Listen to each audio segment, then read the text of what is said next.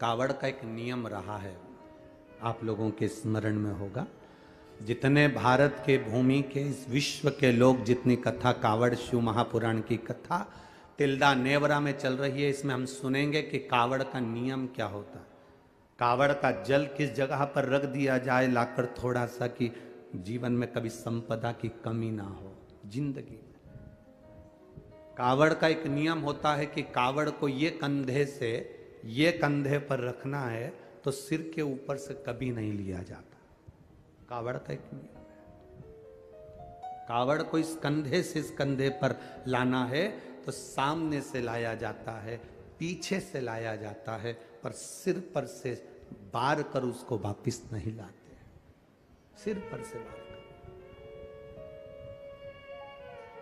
कावड़ का एक नियम होता है, जिस नारी का जिस व्यक्ति की संतान नहीं होती है उसको कावड़ यात्रा करने से पहले अपनी गोदी में धान चावल को भरना पड़ता है। गोदी में उसको जब तक महादेव के दरवाजे तक नहीं चली जाती तब तक उसकी गोदी में वो धान चलते चलते उसकी झोली में वो हिलता रहता है।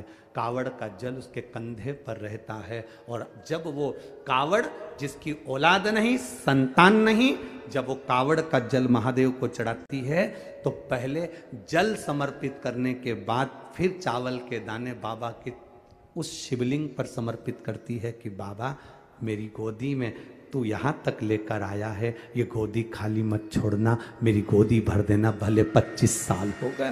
कावड़ यात्रा का नियम है, सिर पे से बार कर वापिस नहीं आती, सम्मुख से कावड़ निकल जाती। लंकाधिपति रावण को सुध पड़ी जब तुमरुका जी ने कहा जाओ लंकेश, अगर तुम चाहते हो कि शंकर के शरीर में गंध पहुंची है उस विष की गंध को समाप्त करना है तो तुम जाकर महादेव को जल अर्पित करो सावन के महीने में। उसी को हमारे यहाँ कावड़ कहा गया।